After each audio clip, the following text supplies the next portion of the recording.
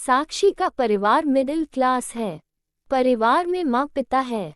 साक्षी के जीवन में तब जिम्मेदारियां बढ़ जाती है जब एक दिन अचानक उसके पिताजी को पैरालिसिस आ जाता है। साक्षी पर अब उसके छोटे भाई और एक छोटी बहन के साथ पिता के इलाज और घर चलाने का बोझ आ गया है। साक्षी ग्रेजुएट है, वो अब नौकरी करके सारे घर की जिम्मेदारी अच्छे से संभाल रही है। उसे अब अपनी फैमिली के अलावा कुछ नहीं दिखाई दे रहा है। पिता और माँ को साक्षी पर गर्व है। साक्षी ने इस दौरान कई अच्छे रिश्ते को मना कर दिया। इसमें से कुछ उनके रिश्तेदार ने बताए थे, इसलिए रिश्तेदार अब साक्षी से थोड़ा जलने लगे। साक्षी को एक लड़का रचित कुछ दिनों से फॉलो कर रहा होता है। लड़के को साक्षी अवॉइड करती है, लेकिन उस लड़के रचित का रिश्ता लेकर उसकी माँ उनके घर आती है। वो लड़का अच्छी पैसे वाली फैमिली से था। साक्षी को अब अपने माँ और पिता का बहुत ज्यादा प्रेशर होता है। इस वजह से वो काफी मनाने के बाद मान जाती है, लेकिन वो एक शर्त रखती है कि वो अपने घर को संभालेगी और नौकरी नहीं छोड़ेगी। लड़के की माँ यह मान जाती है। शादी होती है। शादी के लिए वो खुश है। शादी के पहले वो लड़के से मिलकर बात करना चाहती है, लेकिन लड़के की तरफ से कोई पहल नहीं होती तो वो भी कुछ नहीं करती। जल्दी में शादी करवा दी जाती है। रचित शादी के दिन ही कई दिनों बाद उसे दिखाई दिया है। बहुत नर्वस लग रहा है। वो जिससे पीछे पड़ा था शादी उसी से हो रही है, लेकिन फिर भी उसके चेहरे पर खुशी नहीं है। साक्षी को बात अजीब लगती है। उसको अंदेशा हो जाता ही कि कुछ गड़बड़ है। सुहागरात की इस पर वो बैठी है और बाहर से कई मर्दों की आवाज आ रही है। तभी वो बैठी बैठी सोचती है कि वो उन्हें आवाज से कैसे पहचानेगी, क्योंकि अभी तक उसने उनकी आवाज सुनी ही नहीं।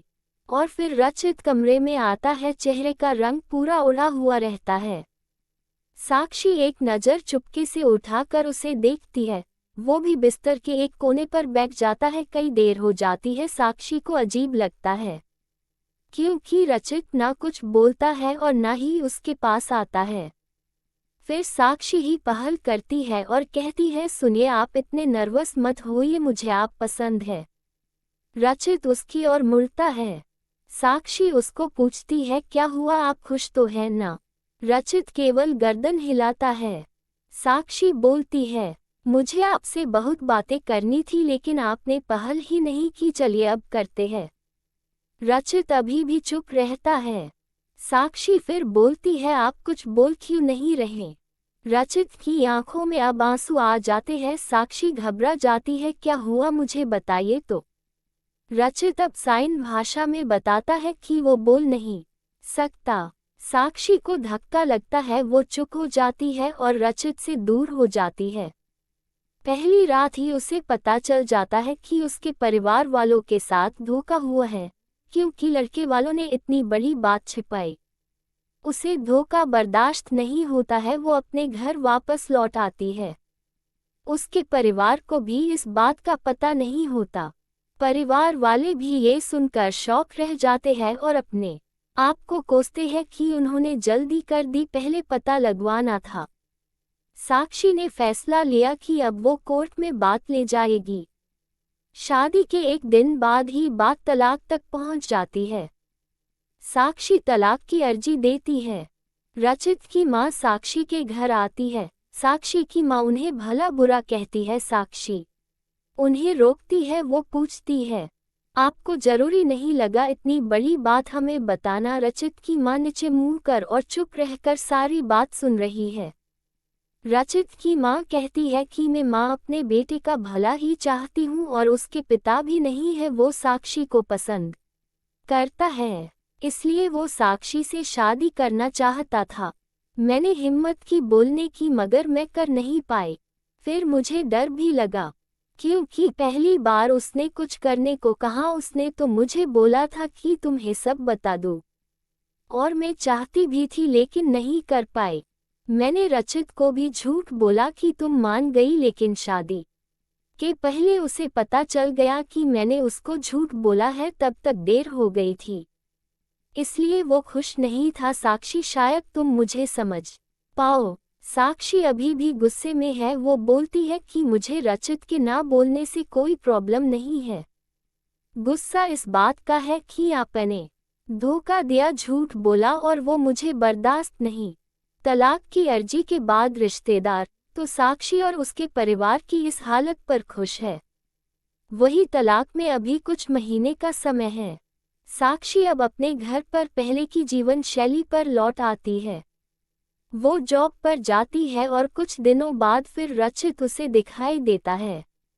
दूर से ही बस अब वो साक्षी को देखता है। साक्षी के ऑफिस के बाहर वो लगातार आता है। 15 दिनों तक साक्षी उसे अवॉइड करती है।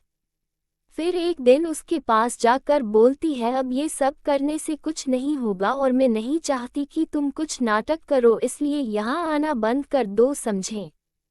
साक्षी की बातें वो सुन रहा है। वो साक्षी को इशारों में काफी पीने को कहता है, लेकिन साक्षी वहां से चली जाती है। अगले दिन फिर वही रचित खड़ा रहता है। साक्षी उसके पास जाकर कहती है, काफी पीकर मेरा पीछा छोड़ दोगे? रचित गर्दन हाँ में हिलाता है। टेबल पर दोनों आमने सामने बैठे। रचित अपने फोन में कुछ मैसेज टाइप करता है। साक्षी उसको देख भी नहीं रही है।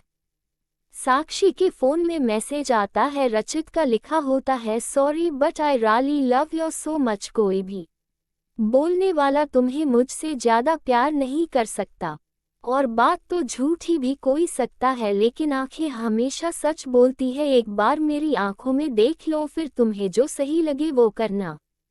साक्षी का सारा गुस्सा मैसेज पढ़ते ही चला गया। वो धीरे से अपनी आंखें उठाकर रचित की आंखों में देखती है और उसकी आंखों से आंसू निकल आते हैं। वही वो उसको बोलती है, पहले ऐसी बात नहीं लिख सकते थे, मुझे आज तक कभी किसी ने ऐसे नहीं समझाया। वो खड़ी होती और रचित को बोलती है, चलो मेरा सामान वापस अब तुम ही उठा कर ले जाओगे। रचित उठकर साक्षी को हक करता है।